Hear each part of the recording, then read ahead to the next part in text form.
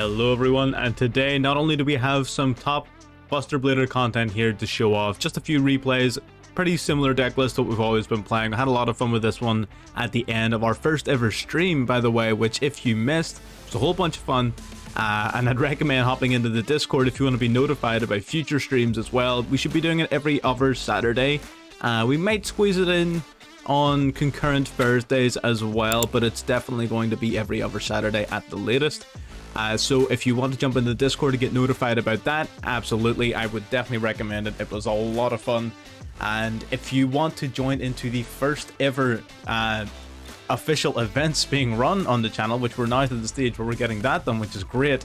A whole lot of fun. We're just getting kicked off here with the first copy of the CG Open Invite, it's called. So it's a open contest. There's a £25 prize. There's no entry requirements, there's no sort of time restrictions, anything like that. It's a very simple competition where you hop in, you're assigned an opponent at the beginning of a week, you have a full week to get a match duel completed with that opponent at whatever time and date you guys set yourselves, which makes it super accessible to anyone in any time zone, no matter what. So if that's something you're interested in, I would definitely recommend jumping into the Discord. But apart from that, we have a pretty similar list that with Buster Blader we've been playing with before. I'm not going to patronize anyone with a deck list at this point, but we'll talk about it briefly at the end. But with that, let's get into the gameplay.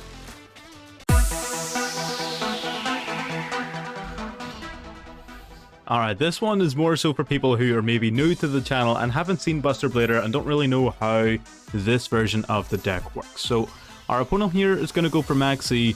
We're going to play Tiny Spirit Vishuda here, basically as a free level 7 that summons itself onto the field, normal summon our Rose Dragon, and then go into Baron de Fleur, and then we're just going to set a card. Normally we would have summoned out the Rocks Rose Dragon and gone into our Protector Whelp as well, but under Maxi we didn't want to be doing all of that.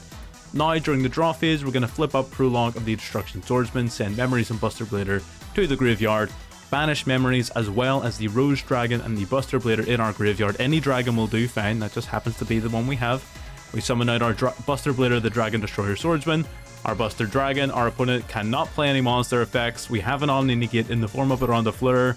They're going to draw a card and decide, nah, they are out. Now that was Sky Strikers we were going against, so they were a little bit limited in terms of their options.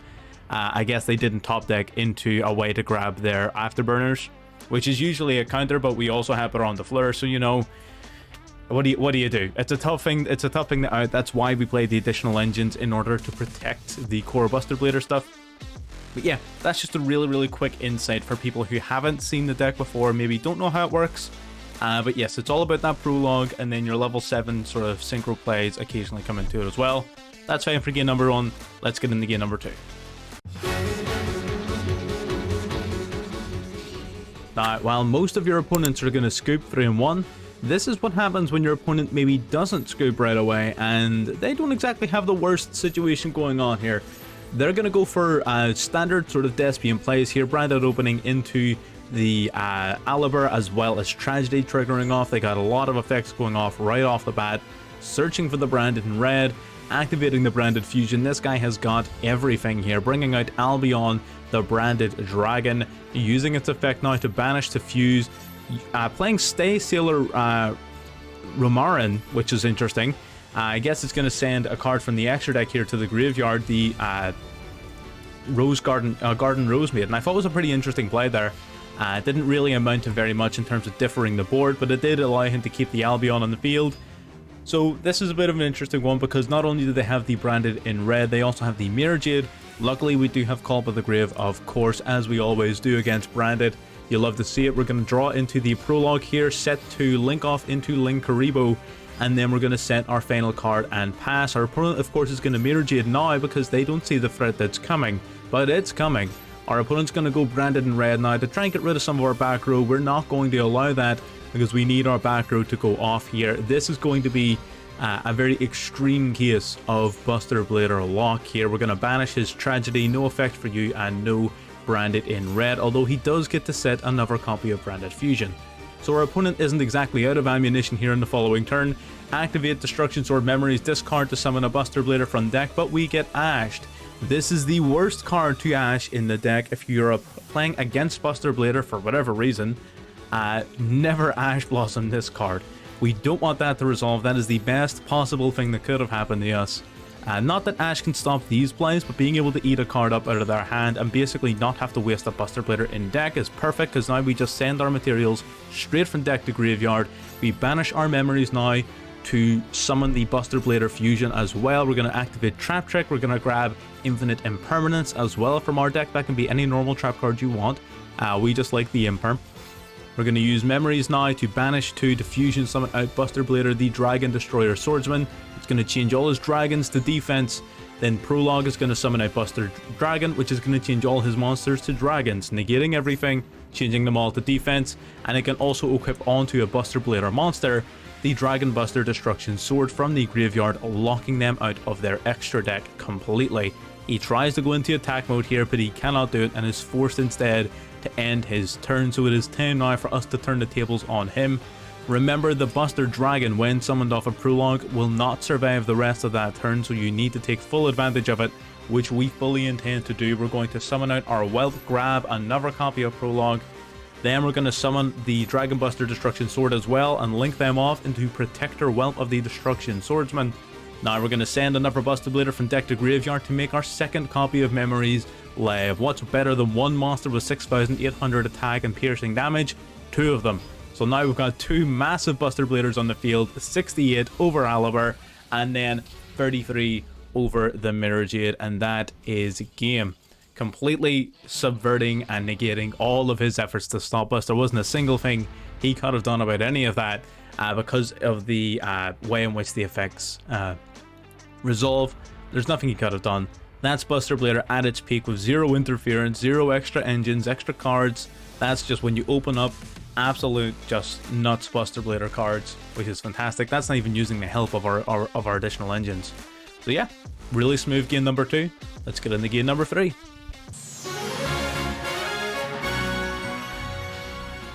Already getting into our third and final game here. We have a decent enough hand here, being able to go into Tingy Spirit of Ishuda as well as our Rock's Dragon.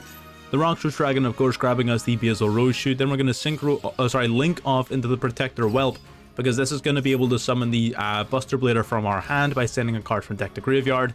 Then we can revive our Rock's Rose now to Synchro Summon into Baron de Fleur. So that's an important play to watch out for and how you utilize what would otherwise be a brick. Now this is an interesting play here. Why do we do that? Well, this is really no good to us on the field. So we want to be having this in the graveyard as much as we possibly can, because the more cards we have in the graveyard that we can utilize, the better. We already have full materials we need for the fusion, but if we didn't, that would have negated our need to have an additional dragon in the grave. We're going to grab our Prologue off of Trap Trick, then we're going to activate Prologue, activate Memories like we have in the previous 2 games. And this is literally as simple as Buster Blader is. You just flip up the Prologue and you win. You profit. There is no way you can lose after activating the Prologue. It simply cannot happen. Buster Dragon then equipping on the Buster Lock. Our opponent's locked out of their monsters, locked out of their extra deck. They're going to try and lure Darkness here. We're going to allow it. They're going to banish Necroface. Necroface banishing, of course, the top 5 cards of each player's deck, triggering off their Thunder Dragon effects. They go for the Dark last in the chain, so we're going to negate the Dark. They're not going to grab a Hawk, because the moment they grab Hawk, they're going to have Colossus, which admittedly isn't that big of a threat. So maybe we should have allowed that. And why should we have allowed that? Well, they have Regeki. What do you do? You know, it's just one of those things. That's why ideally you have the likes of Baron de Fleur, why you have things like Qing Ying, to stop these sort of big board wipes and to prevent you from losing entirely when that happens. But whenever you negate the wrong card, you think your opponent is playing coy, sometimes it's best just to hold off, look for the real threats and actually target those. Because again, if we had used our brain, we would have known Colossus isn't going to do anything against the Buster Lock. Now our Protector Whelp is in fact protected as such, so we're going to swing in twice, do a whole bunch of damage to us. Unfortunately for them, it is not enough, but we top deck into the Ascended of Thunder, which we had a play. We were going to start trying to combo off there, but as soon as our opponent activates Macrocosmos, we know that we are to an extent sort of screwed. They go and activate their Thunder Dragon Matrix. Now in order to chain block the Titan here from popping one of our cards, we're going to activate Memories in the graveyard, summoning out the Buster Blader, but it is far too late for that to matter, unfortunately. With our Protector Whelp still on the field, we weren't able to get rid of it thanks to the Macrocosmos, which is a real big pain. And thanks to that, our opponent, they're not going to allow us a decent finish. They're going to just BM on us here with the Super Polymerization into the Mud Dragon. Not that it matters. They're just going to end up swinging their monster into our Protector Whelp and winning the game. They're just going a little bit ham. Yeah, pop the Whelp, boost up to 42, and 42 to the face. So yeah, no, totally. The log isn't invincible. I don't want to upload videos where it's just trying to make this out to be some insane broken combo. It is very powerful, and it is shockingly consistent. It is both of those things, I will grant you, but it is not invincible. And Infinite Impermanence, Raigeki, both of those cards immediately sort of shut it down. There are a few other glaring weaknesses as well. It is somewhat susceptible to Call by the Grave. If your opponent, well, I mean, if your opponent knows how to correctly chain, it is susceptible to Call by the Grave. It is susceptible to things like Ghost Bell. Ghost Bell can also stop parts of the combo. So there's a few things, there's a few sort of points of compromise, or it's not always going to resolve properly if your opponent has the right cards. And even if it does resolve, it's not always going to be invincible, because if they have a board wipe, if they have a really powerful Link monster, even just having tons of attack points on the Link monster is going to be enough to at least to some extent take care of it. So it's not invincible. I don't want people thinking it's invincible. I don't want to sell something as better than it is. It definitely has its weaknesses, but I hope at least the first few games showed that it is definitely exceptionally powerful. Let's maybe talk a little bit more about how it works in the deck list portion if you are relatively new and maybe haven't seen it around very much. So here is the deck list as it was played on stream and as it was just played in those replays. It's sort of split up into almost three sort of distinct parts, if you will, when it comes to this particular version of building it. Number one is, of course, the core Buster Blader message. Now, just to make this a little bit easier to understand, I'm going to remove the fluff, as it were, all of the hand traps and such. So we're playing triple Ash Blossom. We got really sick of seeing things like Maxi, as well as a number of other big threats. As well as that, it's also a level 3 tuner, which comes up a lot. That's why we're also playing triple Ghost Spell. A level 3 tuner and a pretty powerful hand trap. So very, very useful cards overall. They can sometimes take the place of your red and Rockshrews Dragons later in the combo, but we'll talk about that in just a moment. We've got that double Call by the Grave, of course we do, in a meta filled with Branded, you have to. We got Cross Out Designator and the double Infinite Impermanence, and that covers us for our hand traps. So there's 11 flex spots in your deck that you can do whatever you want with. You can put whatever cards in there you want. You want to play big blowout cards for going second, be my guest. You want to play, you know, Effective Veiler, Gamma. You want to play the Adventure Engine for some godforsaken reason. You do you. Those 11 spots, go nuts. Now, getting into the meat of the deck then. So the Buster Blader section of the engine comes down to a singular card, the Prologue of the Destruction Swordsman. This card is the bread and butter when it comes to Buster Blader and sets up the entire play almost single-handedly. And what I mean by almost is you need to have either Destruction Sword Memories in your graveyard or any dragon type monster in your graveyard prior to this card's activation, and then once you've achieved that, you're good to go. So you need to have one of those cards in the graveyard, and then you are sorted. So you've got Buster Whelp of the Destruction Swordsman. To keep it simple, it searches for Prologue. You've got 3 copies of Prologue itself, and you've got 3 copies of Trap Trick, which searches for Prologue. And then you've got, of course, the 2 copies of Destruction Sword Memories, as well as 3 copies of the Buster Blader. So you've essentially 9 copies of Prologue.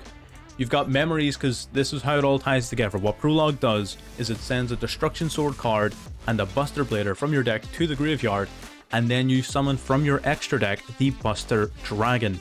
The Buster Dragon changes all of your opponent's monsters to dragon types, which is very important for the next part of the combo, because then, using Prologue, you're going to send, of course, your Buster Blader, but also your Destruction Sword Memories.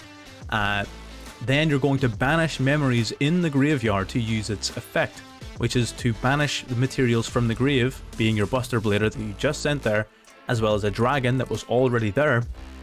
You're going to banish those together to fusion summon in the same chain as Prologue to bring out Buster Blader, the Dragon Destroyer Swordsman, as well as the Buster Dragon. Now it resolves very beautifully because at the beginning of the chain, none of your key monsters are on board, and by the end of the chain, all of your opponent's monsters are completely negated. That means if they already had a very powerful monster on board, if they already had the likes of a Mirror Jade, it is too late. They cannot react with their monster to any singular part of that chain because their monsters are already negated.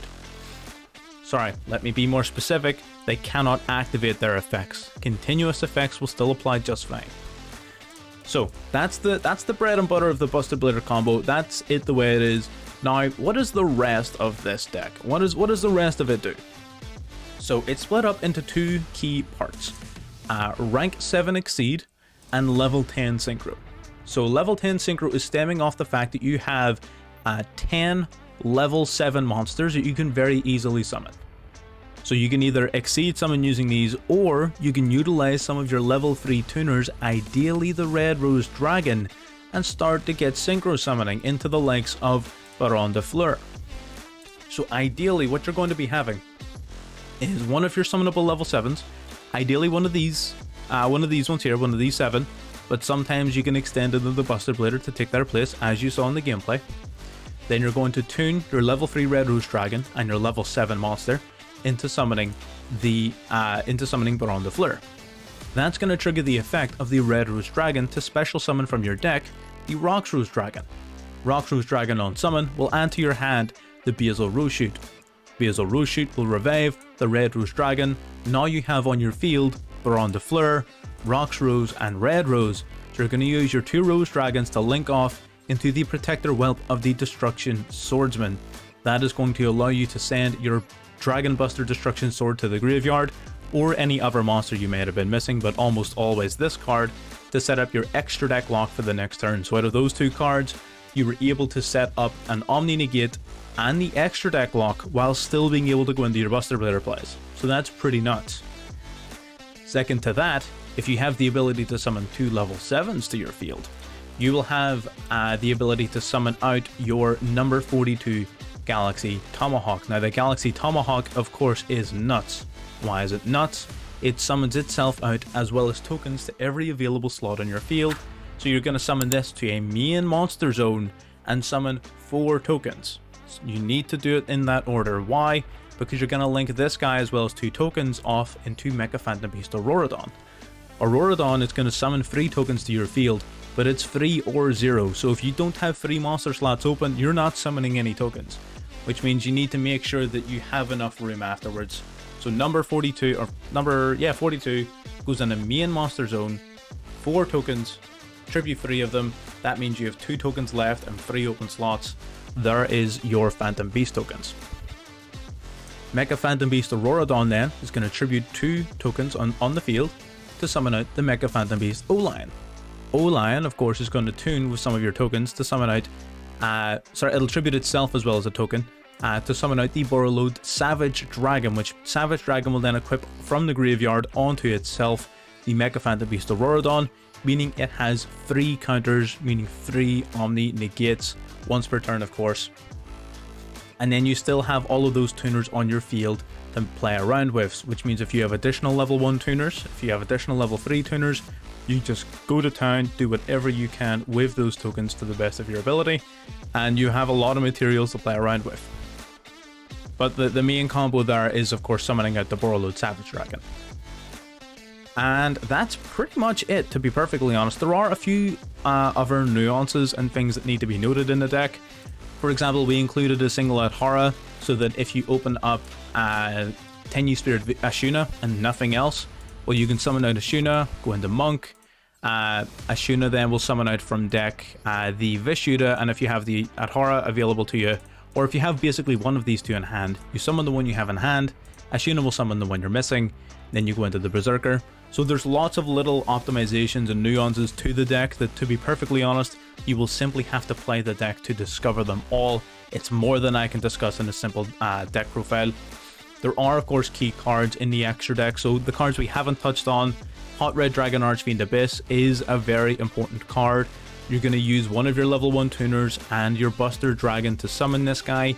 He is mandatory. You need him in certain matchups against the likes of Cheng Ying Again, Sword Souls, he is phenomenal follow-up, 32k beater, as well as 3200 beater, as well as generally the Omni Negate being extremely useful. Definitely a very key and important card. I wouldn't play this deck without him. We've got our 2 level 10s, of course, Ching Ying being a fantastic follow-up level 10 is a pretty busted card. And yeah, pretty much the rest of the deck is very self-explanatory. The extra deck it doesn't have a lot of room for flex, to be perfectly honest. You can maybe swap out Herald and perhaps the Monk on the off chance if you want to take out Otara, be my guest. But the deck functions very, very well as it is. So my advice is pick it up. It's not very budget heavy. A lot of these cards, if you've been playing competitive Yu-Gi-Oh, you will already have. The only new URs you'll need to pick up will realistically be these two. The rest of the cards you should already have, but even then, if you don't have them, there's not too many of them to focus on, so it's not too much to worry about. But yeah, that's pretty much my take on Buster Blader, and this is a deck we've been playing forever on the channel. So if you've been following the channel, if you've been subscribed, you've probably heard this all a million times. But if you're not subscribed and this is your first time hearing it, why not subscribe? You know, you stick around, see more content just like this on a variety of different decks, as well as being able to catch us live whenever we're going streaming now, which is going to be a ton of fun, and joining the live events in the Discord. If you haven't joined the Discord already, hop in. We're going to be running these events monthly, so if you're not in for this month, that's okay. You hop in for next month and we'll have you in the brackets, and trust me, it's a whole lot of fun talking with people who love to play the game, and you're in for a wee bit of money. Why not?